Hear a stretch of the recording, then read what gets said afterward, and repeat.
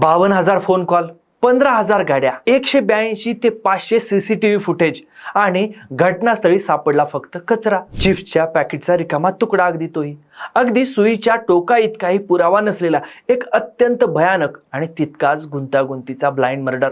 एखाद्या Hollywood crime थ्रिलरलाही लाजवेल अशी घटना नागपुरात घडली. पण ही मर्डर मिस्ट्री उलगडणार कशी? आजच्या व्हिडिओमध्ये आपण नागपूर ग्रामीण पोलिसांनी ही मर्डर मिस्ट्री कशी उलगडली हेच उलगडून दाखवणार आहोत. पोलिसांनी अत्यंत सूक्ष्म पातळीवरचा मानवी तपास आणि आर्टिफिशियल इंटेलिजन्स म्हणजेच AI चा वापर करून केवळ 10 दिवसात भिक्षेकरी महिलेच्या हत्येतील आरोपीला बेड्या ठोकल्या. हे नेमकं प्रकरण काय, तपासात कोणते अडथळे आले आणि पोलिसांनी हा गुंता कसा सोडवला, याचीच ही थरारक स्टोरी आहे. त्यामुळे व्हिडिओ शेवटपर्यंत बघा. आणि पुढे जाण्याआधी आपल्या सगळ्यांना विनंती आहे की तुम्ही अजूनपर्यंत TOD मराठी चॅनलला सबस्क्राईब केलं नसेल तर लगेच सबस्क्राईब करा, सोशल मीडियावर फॉलो करा. नमस्कार, मी सदानंद घायल, तुम्ही बघताय TOD मराठी. सुरुवातीलाच आपण नेमकं प्रकरण काय म्हणजे नेमका गुन्हा काय घडलाय तो बघू. 28 जूनची सकाळ, नागपूर ग्रामीण मधील सावनेर पोलीस ठाण्याच्या हद्दीतील मौजा पाटण सावंगे शिवारातीलच छत्रपाल इंगोले यांच्या शेतात एका 65 ते 70 वर्षाच्या भिक्षेकरी महिलेचा मृतदेह संशयास्पद अवस्थेत आढळून आला. सुरुवातीला प्रथमदर्शनी पोलिसांनी या प्रकरणाची नोंद आकस्मिक मृत्यू म्हणून केली.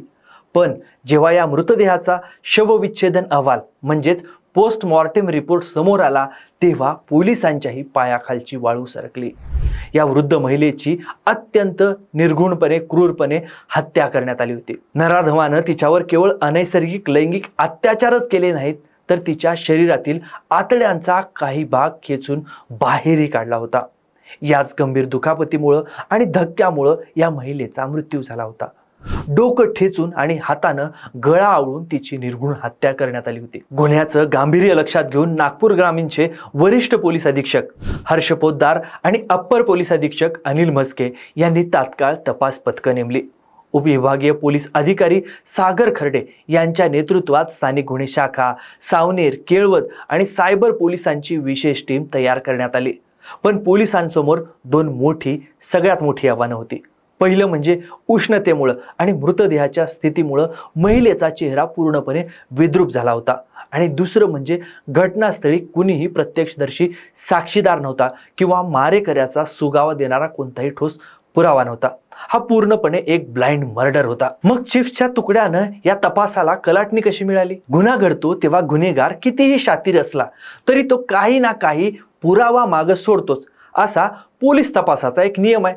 पोलिसांनी घटनास्थळाची अक्षरशः इंच न इंच पाहणी केली तेव्हा त्यांना तिथं बालाजी कंपनीच्या चिप्सच्या पाकिटचा एक रिकामा तुकडा सापडला. सामान्य माणसासाठी हा फक्त एक कचरा होता, पण पोलिसांसाठी तो तपासाचा सर्वात मोठा टर्निंग पॉइंट ठरला.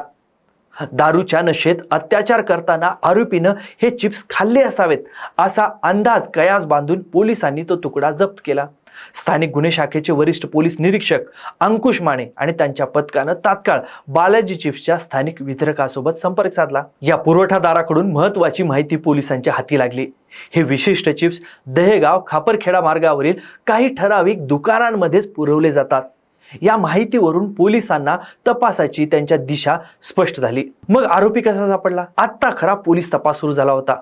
पोलिसांनी दहेगाव खापरखेडा मार्गावरील तब्बल 182 ते 500 CCTV कॅमेऱ्यांचे फुटेज तासनतास अक्षरशः डोळ्यात तेल घालून तपासले. पण फक्त CCTVवर अवलंबून राहून चालणार नव्हतं. सायबर शाखेनं या परिसरातील मोबाईल टॉवरच्या डेटाचं देखील विश्लेषण सुरू केलं होतं. तुम्हाला ऐकून धक्का बसेल, पण या तपासादरम्यान पोलिसांनी तब्बल 52,000 टेलिकॉम डेटा ट्रॅजेक्टरीज आणि फोन कॉल्सची माहिती तपासली. शिवाय प्रादेशिक परिवहन विभागाकडून म्हणजेच RTO कडून तब्बल 15,000 वाहनांची नोंदणी आणि माहिती देखील पडताळून घेण्यात आली.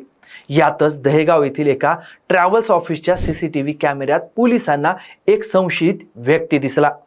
त्यानं लाल रंगाचा शर्ट आणि टोपी घातली होती आणि तो मृत महिलेचा पाठलाग करत असल्याचं फुटेजमध्ये दिसत होतं. पण यामध्ये एक अडचण होती. कॅमेरा खूप दूर असल्यानं या संशयिताचा चेहरा अस्पष्ट होता. मग इथंच AI ची एंट्री झाली. महाराष्ट्र पोलिसांनी देशातला पहिला राज्यस्तरीय कृत्रिम बुद्धिमत्ता प्रकल्प सुरू केलाय.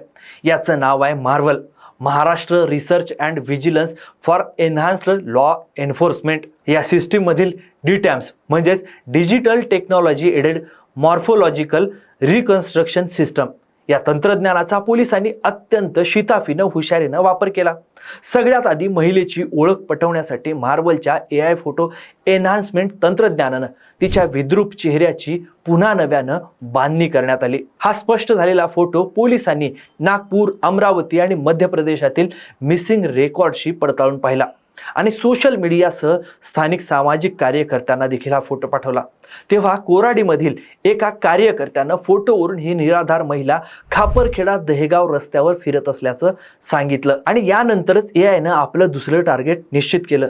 ते म्हणजे CCTV मधील तो लाल शर्टवाला अस्पष्ट चेहरा. मार्वल सिस्टमनं त्या खराब आणि अस्पष्ट फुटेजवरून संशयित आरोपीचे डोळे, चेहरा आणि शरीराची ठेवण कशी असेल याचा एक अतिशय स्पष्ट आणि हुबेहूब फोटो तयार करून दिला आणि त्यातूनच या तपासाला एक नवं वळण मिळालं. मग आरोपीला पोलिसांनी कसं गजाआड केलं? AIनं तयार केलेला हा स्पष्ट फोटो घेऊन पोलीस पथक पुन्हा रस्त्यावर उतरलं.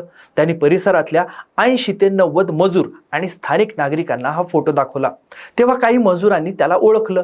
हा संशयित नागपूर शहरातल्या बोखारा म्हणजे श्रीनगर परिसरात आपल्या मुलीकडे राहत असल्याची पक्की खबर पोलिसांना मिळाली. पोलीस पथकानं तात्काळ सापळा रचला. 6 जुलैला घटनास्थळापासून तब्बल 17 किलोमीटर दूरवर या आरोपीला अटक करण्यात आली. त्याचं नाव होतं सुधाकर दादाराव मंडपे. 48 वर्षाचा हा आरोपी सावनेर तालुक्यातील भन्साळी टाकळी इथला रहिवासी आहे. पोलिसांनी AIनं बनवलेला फोटो आणि सुधाकरचा खरा चेहरा शेजारी ठेवून तपासला तेव्हा त्यात तब्बल 85% साधर्म्य आढळलं. या सुधाकर मंडपेची गुन्हेगारी पार्श्वभूमी तपासण्यात आली तेव्हा पोलिसांनाही धक्का बसला. तो महिलांवरील अत्याचार प्रकरणातला सराईत गुन्हेगार होता. त्याच्यावर 2005 मध्ये कळमेश्वर पोलीस ठाण्यात बलात्काराचा गुन्हा दाखल होता, तर 2018 मध्ये सावनेर पोलीस ठाण्यात विनयभंगाचा गुन्हा दाखल करण्यात आला. या नराधमानं ही भिक्षेकरी महिला एकटी आणि निराधार असल्याचा फायदा घेत दारूच्या नशेत तिच्यावर क्रूरपणे अत्याचार करून तिचा जीव घेतला. थोडक्यात काय तर पोलिसांनी ठरवलं तर कानून के हात लंबे होते हे खरं होतं. त्यातच या हातांना तंत्रज्ञानाची मदत मिळाली तर ह्यात आणखी लांब होतात. नागपूर ग्रामीण पोलिसांनी हेच दाखवून दिले. 52,000 फोन कॉल आणि CCTV तपासण्याची पोलिसांची मेहनत, त्याला मिळालेला मार्वल सारख्या AI को पायलटची साथ, या दोन्हींचा संगम झाला तर कितीही लपवण्याचा प्रयत्न केला तरी गुन्हेगाराला पळताभुई थोडी होते. एका चिप्सच्या पुढ्यानं या नराधमाला गजाआड पोचवलं. तुम्हाला नागपूर ग्रामीण पोलिसांची ही हायटेक कामगिरी आणि आमचं हे विश्लेषण कसं वाटलं हे खाली कमेंट करून सांगा. व्हिडिओ आवडला असेल तर लाईक करा, शेअर करा आणि अशाच पडद्यामागच्या तपासाची माहिती मिळवण्यासाठी आपल्या TOD मराठी चॅनलला YouTubeवर सबस्क्राईब करायला विसरू नका. सोशल मीडियावर फॉलो करा. हा व्हिडिओ शेवटपर्यंत बघितल्याबद्दल आपल्या सगळ्यांचे खूप खूप धन्यवाद.